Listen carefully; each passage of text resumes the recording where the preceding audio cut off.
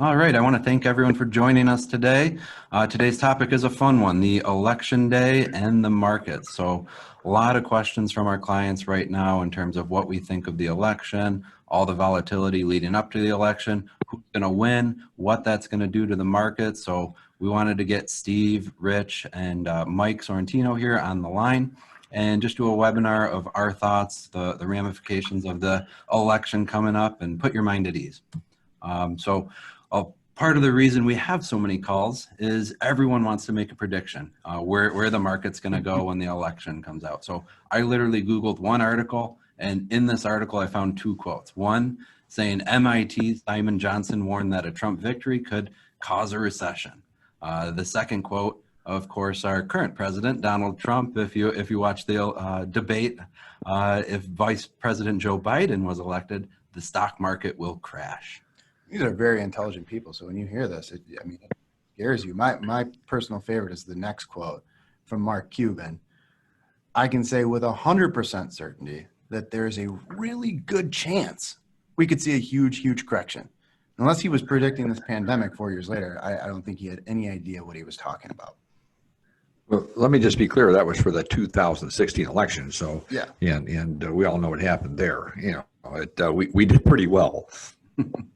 Yep. And of course, we have Mark Twain saying history doesn't repeat itself, but it often rhymes. So it really helps to look at what has happened historically. And this chart here, there's a lot going on, but we want to just focus your eyes to the red lines because those are election years. Historically, election years have done fairly well, but there's, of course, some negative years as well. What we really want to do is just look at the historical data to give you an idea of what we've seen in the past, because I know there's a lot of fear coming up here with this election. So, if you look in the election years, go ahead and go to the next slide. You can see that, look at the bottom, all election years there, an 11.28% return. And Republicans have edged out Democrats. I mean, Republicans are averaging 15.3% in election years, Democrats 7.6%, but that 11.28 number, that's a very strong number. So even in the election years where you're hearing the market's going to go one way, if a Republican gets in one way, if a Democrat goes in, and all these predictions, they've been wrong in the past, and they're most likely going to be wrong with the fallout moving forward. Yep, and that's the thing with statistics. Mike, and I know you said that in your last weekly thought there, that there's lies, damned lies, and statistics, and that's what the next slide will show. Is before we were saying, hey, Republicans look better, and on this one, the following year when they actually take office, Democrats look better. So there's any way you want to look at it, you can find a way in the stats to really back up your opinion or instill fear in investors. And we're also, a lot of people have very short-term memories when it comes to market volatility. I had a couple questions from clients, hey, I don't remember this type of volatility in the past. It's like, really? You don't? So what we wanted to do was go through the worst drawdowns that we've seen in the past from different presidents here. And we just went through this one with Trump. We're down about 34%. That was the drawdown we saw there. But with Obama, you're looking at 22.6. With George W., you're looking at 51.9. Clinton, 19.3. George Bush, almost 20%. Reagan, 33.5. Carter, 17.1. So we have seen a lot of volatility. Volatility has always been there. It's never went away. So who's rewarded here? Who's rewarded in the long run? And it's the long-term investors. So if you look at this slide, whether the color's blue, whether it's red, typically long-term investors that have stuck out these short-term corrections have done very well. Yeah, I just second that. Long-term investors, it's not timing the market, it's time in the market, and that's if you're not a long-term investor looking out a minimum of 5 years, we like 10 or 15, 20 preferably, then you're in a position to always come out on top. But anything short of 10 years, you're kind of rolling the dice because nobody can predict the next 5 years and 10 years. You would think you could, but 2000, nobody predicted 2010. So sure, and you can even see some 10-year periods. You've got Bush there. That's the last decade where you weren't really rewarded for being in the market, but overall, as long as you're thinking long term, you should be in good shape. And Mike, I'll have you take this slide explaining the whole promise filter, Congress. Yeah. Because, well, look, I mean, we've got everyone seems to be focused on Biden versus Trump, and while that's a healthy debate, I mean, we have to remember the entire House of Representatives is on the ballot and a third of the Senate, right? So we've got a situation here where Biden might say that he wants to do a bunch of stuff, or for that matter, Trump, but guess what? It's got to get through Congress. It really does. And this is not a done deal for either side. And it's the reason why we want to call it the promise filter is because you can say whatever you want, right?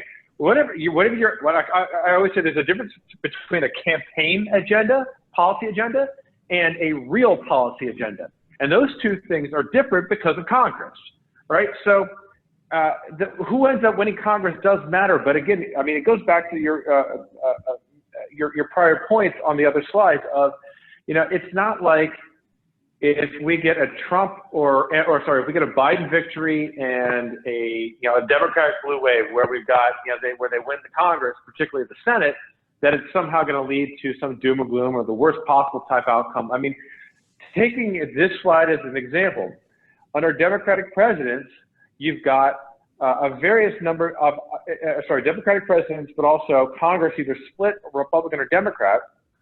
You've got all these different types of returns, and then you flip it around for Republican presidents, and there's a bunch of other numbers here. And I think the key point here is not what situation does best for the market. I think the point here is that if you take this slide and combine it with all the other slides, you're right. There are three types of lies in this world, and when it comes to looking at a data set, you can slice and dice in 19 different ways to come up with 26 different conclusions. And this is important because ultimately, if we don't get a better idea of if we don't have an idea of who's going to be in Congress, then none of this stuff really matters. Yep. So we've got three conclusions here. Stocks go up during both, and stocks go down during both. But really, we have no clue what's going to happen. Could go down the next quarter, could go up the next quarter. It's not worth playing that guessing game, is what we're trying to say. So, Mike, we've got politics versus policy here. What does this? Yeah. No, this is one of so think about like what we've been subjected to for the last 18 months, and it's been a long 18 months of just politics. Politics is flimsy. It's weak. You can make things up. I could say something in Detroit today, and then tomorrow say something completely different in San Francisco, and nobody's going to hold me accountable, right? I can pretty much do whatever I want on the campaign trail because there's no accountability at all. Because you think about what is an election trying to do? I am trying to tap into your emotional core and get you to do one thing and one thing only: vote. Put my name on your ballot. And once I achieve that objective, the purpose of politics ends. Now, when it comes to policy, it's completely different. It's vetted. There are committees that go through this stuff. It is very difficult to rewind or reverse policy, and it is incredibly accountable. Look, if I vote for something and it causes my constituents pain down the road, I'm probably going to lose my job. Okay? So I have to be very careful about that. Policy is fundamental. It's long-term. Its goal is designed to enact change. So you mentioned this earlier, Matt. You said that in the short term, you really can't predict what's going forward. And Rich, you said the same thing, okay? There's a reason for that. In the short term, markets are run by emotion. But emotions can't derail or move $20 trillion economies. It doesn't work like that. The reason why we're so focused here on policy is because this is what's going to drive the economy going forward. And right now, we are a long way away for learning exactly what that policy is going to look like.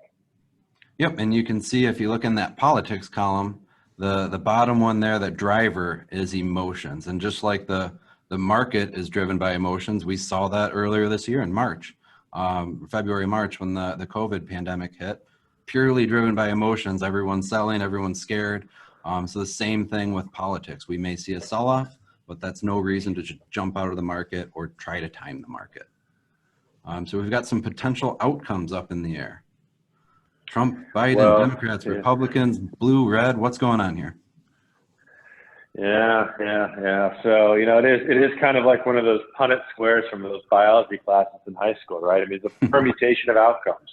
You know, if Trump wins and the Republicans win control of Congress, look, I mean, I think from an actual economic perspective, this would probably lead to the highest economic growth. Okay, you're obviously going to see extended tax cuts, deepening tax cuts. You're going to see less regulation around things like mergers and acquisition activity. We've seen a lot of that so far this year, an obscene amount. I think we'd end up seeing more. If we see Trump win and obviously the Democrats continue Congress, it's going to be what we're seeing today, you know, to a certain degree. Status quo, they're going to hate each other. No compromises, just a lot of bickering. If Biden, so in the upper right-hand corner, though, if Biden wins and Republicans take Congress, which, by the way, is kind of the base case for most of Wall Street right now. Okay, so when you hear estimates in Goldman Sachs and JP Morgan talk about that, that's actually where their base case is. Then for all intents and purposes, because again, taxes tend to be the biggest discussion around this election right now, nothing's going to happen. There is no way the Republicans are going to let taxes go up. They're going to fight everything. They might let a couple things through. What might look like a win for the Democrats, in the spirit of compromise, they might do something like the SALT deduction, right? So for state and local income tax deduction against your federal taxes, they might bump that up because it's not necessarily like it's a tax hike per se. It's just a kind of a savings for other people. So I don't see anything other than that. But really, where the focus is on the bottom right. And as you can see here, this would be if we had that blue wave. Okay, if the Democrats won in the White House, in Congress, then giddy up. This is going to be, I think, where most of the fears for some investors are out there, because this is where taxes will go up. The question, though, is how easy of a time is it going to be to see these taxes go up? It's not like flipping a light switch, okay? If Biden wins and they take the majority control of Congress, okay, particularly, let's talk about the Senate. That's really what we need to focus on. If the Democrats can take the Senate, then there are going to be some tax changes. But that doesn't mean that everything that's in Biden's tax plan is going to get through. There are some material hurdles in place to prevent that from happening. One of them is the fact that not all of the taxes that Biden wants to push through can be voted on by a simple majority in the Senate, okay? It's going to get a little geeky, and I'll get into this in just a second, but there are certain rules that prevent all of the tax plan from getting through. And also remember that these people, there are not all Democrats, by the way, are super left-leaning Democrats, okay? There are some very moderate Democrats there, and they're not, in my opinion, they're not going to want to vote for anything that's super radical, because think about what's happening here. Biden wins, okay? He gets inaugurated in January. Then he's got to move into the White House, you know, unpack all his bags, put his suitcase away. Then he's going to go fire everybody that Trump hired and hire his own people. Then he's got to put his real policy agenda together, okay? That's going to take a long time to do. At the earliest, we would see any type of tax policy hit the Senate floor by, I'm making this up, but let's say mid to late summer, okay? By then, you're already 18 months away from midterm elections. All right, now, I'm telling you, I don't think a Democratic senator who is going to be in a tight race against his Republican competitor is going to want to go back home and say, hey, everybody, I just raised your taxes and put some crazy stuff in place right after you came out of this terrible recession. I just don't see how that's going to happen personally. Right, and that is one of the big fears, is this tax plan, and what the heck is it? And Rich, I'll have you take these points 1 and 2. We've got, it looks like, increasing rates for income and corporations. Yeah, it looks like that across the board. You know, he's repealing the Trump tax cuts, so that you know, he says, well, I'm not raising taxes, you know, for the middle class. Well, that by default, you know, you start losing your 12% brackets and so on, and they go back to 15, and so everybody's going to get a tax increase. One of the big concerns is the corporate tax rate, jumping up to 28%, and that's why we lost all these jobs to China. When we're at 35% and China's at 25, well, there's a big incentive to move your company over to China and get cheap labor and pay less in taxes. It's just common sense. And so yeah, that's a big issue. And of course, you got Ireland, what, at 12? And so yeah, the fact that he wants to take it to 28, that's troublesome. Now we're back above the communists again, and it's like, are we going to see an exodus of jobs? You know, potentially. And then the possible elimination of the step-up basis. I think that could be terrible. I mean, you're looking at your non-qualified accounts now. At time of death, all that growth transferring tax-free, that could possibly be gone. Yeah, important for a lot of our clients who are holding, maybe it's an index fund or Microsoft stock that they bought in the 90s, and they've been holding it because they know it's going to go to their kids tax-free. So something to keep in mind if this does go through. So important to know what's coming. And of course, we see Social Security way down there. Who the heck knows what's going on there? But Well, there's a lot of ifs, and if you look at some of those big five, you've got some that I think will pass in the blue wave, but I think others are going to be too radical to get through. I mean, Social Security is a good example. You need to have you can't pass that through with a simple majority of the Senate. Again, a little geeky Senate rules, but you need the 60 votes to get that through, and that is going to be very, very difficult for the Democrats to pull off. But in any event, look, I think when you start thinking about the strategy going forward, is I know there are a lot of investors out there that are worried and they think that going to cash is a safe play, right? Go to cash, wait for things to kind of calm down, okay, and then get back in. But that is a tricky strategy to do, okay? Furthermore, I know that there are going to be a lot of investors on Wednesday of next week, assuming that we know who the winner is then. They're going to want to go to cash because, frankly, their candidate lost. And if that happens, I know that there's an emotional reaction after an election. Either you're really happy or you're really sad. And if you're really sad and you want to sell and go to cash because your candidate lost, really ask yourself, I mean, are you going to be willing to stay out of the market for 4 or potentially 8 years? Because, look, if you're selling because you think that the candidate's the wrong person for the country, then by extension, you shouldn't be wanting to buy back in until he's out of the office. So that's a tough thing to do. If you get a gun on the sidelines, you end up if the market goes up in your face, you're going to pay taxes on those gains.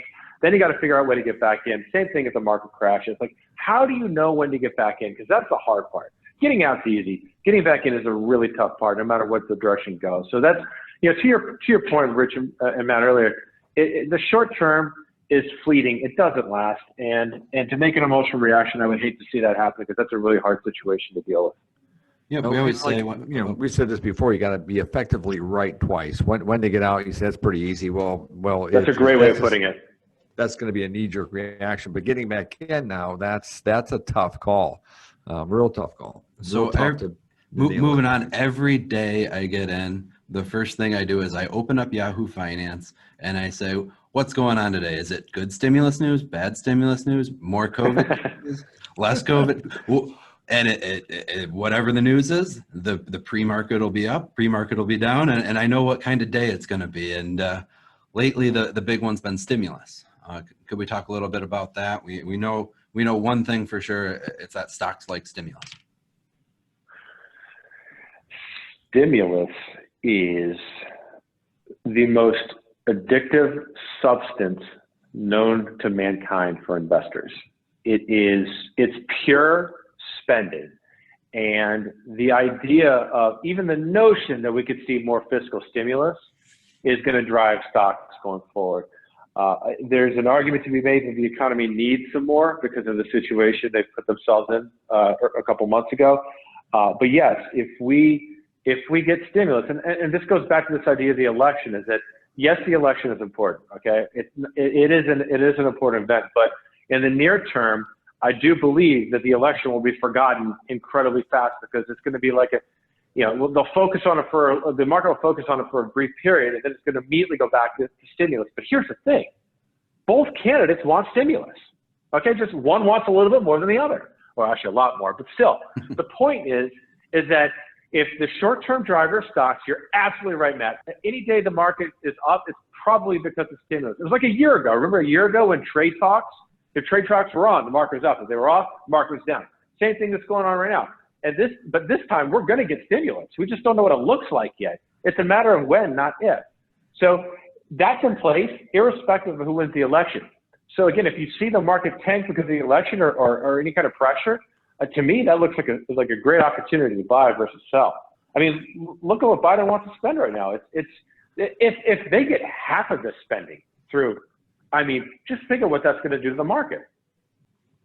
And here we go, Mike, I'll have you take this one. You see Biden stopping any of these technologies or biotech? So, yeah, and that's just it. I mean, think about what really drives the U.S. economy. It's not who's in the White House. Okay, the economy is too big and powerful for whoever's sitting in the White House to control. Now, he or she can certainly impact parts of the economy, but Biden's not going to stop cancer research outside of Boston. It's not going to stop I mean, we have cars that park themselves right now. Like all these crazy things that are happening right now.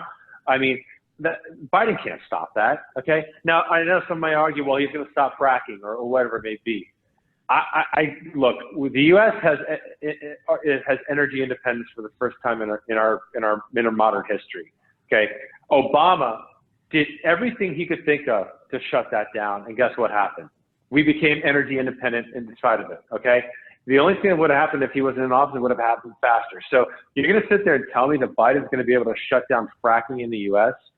To me, I find that to be highly improbable. So what drives the U.S. economy is, in my opinion, one, not going to change. Two, frankly, is recession resistant. I mean, look at what's going on in this slide here. I mean, how could a recession stop the artificial intelligence of big data and being able to use data sets that are unquantifiable even 4 years ago are now being used to create personalized cancer treatments? I mean, no recession is going to stop that. We're in a great spot right now. And if we do see some sort of pullback, which is certainly likely, and Rich, I know we saw this previous elections, whether it was Trump, Obama, what's the plan if we do see some sort of correction? Well, you mentioned it earlier. When it came, just to back up a little bit, he wants to eliminate the whole oil industry. I mean, not just fracking. I mean, he says, hey, we want to work it out. We want to go to wind and solar, and it's like, I look at that, and you're right. There's 9.8 million jobs in that sector. That's 5.6% of the U.S. employment. And so, if especially coming in after the COVID, if he started us down that path, that would be, I think, the death knell of the economy for the foreseeable future. So I don't know how he goes about doing that, but it seems like that's that direction he wants to take us in. Perfect. And wrapping up here, we've got 3 conclusions. And the first one is the election does matter. Of course, we're not saying that, but so does a lot of other stuff. Like Mike, you mentioned the trade tariffs from last year. That was the big headline. Whether it's vaccine news, stimulus, there's a lot of stuff going on, and it's not just the election. We don't want to hop out to cash or make any emotional decisions, but we will say vote with your ballot, not your life savings. And then, of course, the last one here, focus on policy and ignore politics. As hard as it is to do, I know it's a little bit in our face these days, but it'll be over in less than a week, hopefully. Yeah, hopefully. Yep. So that's all we got for you. I hope you found it helpful. And to any clients that have any questions or any concerns over anything going on in the market, always reach out to us. You know that, but we're invested for the long term, not making any knee-jerk reactions here, hopping out to cash, anything like that. And hopefully this presentation eliminated any fears over the upcoming election, and go vote.